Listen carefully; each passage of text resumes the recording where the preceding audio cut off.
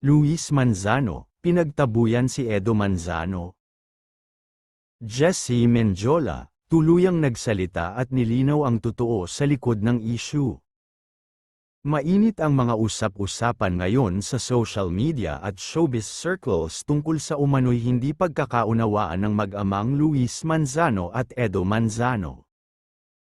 Lalo pang uminit ang isyo matapos kumalat ang balitang pinagtabuyan umano ni Luis ang kanyang sariling ama sa bahay na dating pinagsasaluhan nila ng pagmamahalan bilang mag-ama. Ayon sa mga ulat, nagsimula ang tensyon ilang buwan na ang nakararaan nang magkaroon umano ng di pagkakasundo sa pagitan ni Luis at Edo tungkol sa ilang personal na bagay. May mga nagsasabing may kinalaman ito sa pagpapalaki ng anak nina Luis at Jessie, habang ang iba naman ay naniniwalang may mas malalim pang isyo sa likod ng lahat. Sa gitna ng mga kontrobersya, hindi na nakatiis si Jesse Mendiola at tuluyang nagsalita upang linawin ang mga balita at ipagtanggol ang kanyang asawa.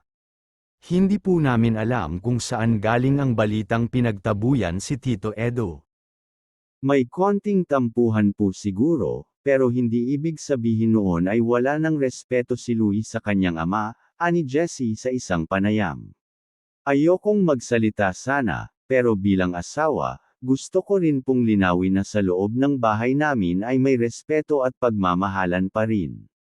Normal lang sa pamilya ang magkaroon ng pagkakaiba ng opinyon, pero hindi po ibig sabihin ay wala ng relasyon.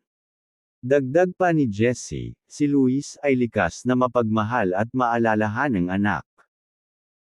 Kung may hindi man pagkakaunawaan, ito ay bunga lamang ng matinding damdamin at pagmamalasakit, hindi galit o kawalan ng respeto.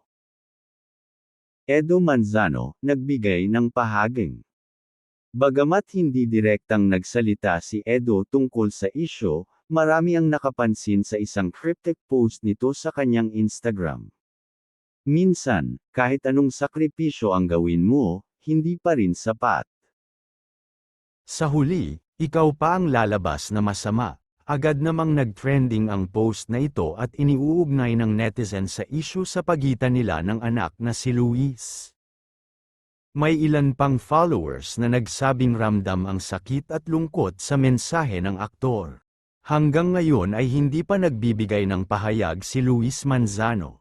Kilala ang TV host sa pagiging pribado pagdating sa usapin ng pamilya, at ayon sa mga malalapit sa kanya, ayaw niyang lumala pa ang sitwasyon lalo na't ayaw niyang masaktan ang kanyang ina, si Congresswoman Vilma Santos. May mga netizens na nagsasabing baka ayaw na lang ni Luis magsalita upang hindi na madagdagan ang ingay sa publiko. Gayunpaman, marami ang humihiling na sana'y magkaroon ng pagkakaayos ang mag-ama sa lalong madaling panahon. Samantala, ang mga netizens ay hati ang opinyon ukol sa issue. May ilan na kampi kay Edo at sinasabing hindi dapat nawawala ang respeto sa magulang gaano man kalalim ang tampuhan. Ngunit may ilan din na umunawa kay Luis at sinabing minsan, kahit ama't anak ay kailangan ding magtakda ng personal boundaries lalo na kapag may sarili ng pamilya. Respeto sa magulang ay mahalaga, pero kung ang ama rin ay hindi marunong rumespeto sa buhay ng anak niya, paano na? Komento ng isang netizen. Luis, anak ka pa rin. Sana hindi mo pinatulan si Sir Edo kahit pa may tampuhan kayo. Masakit sa magulang yan, ayon sa isa pang reaksyon.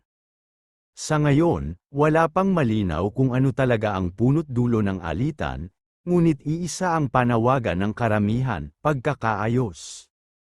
Sa kabila ng lahat, naniniwala pa rin ang marami na ang pagmamahal ng isang ama at anak ay hindi matitinag ng kahit anong tampuhan o hidwaan. Hangad ng publiko ang kapayapaan at pagbabalik ng dating samahan ng mag-amang Edo at Luis Manzano.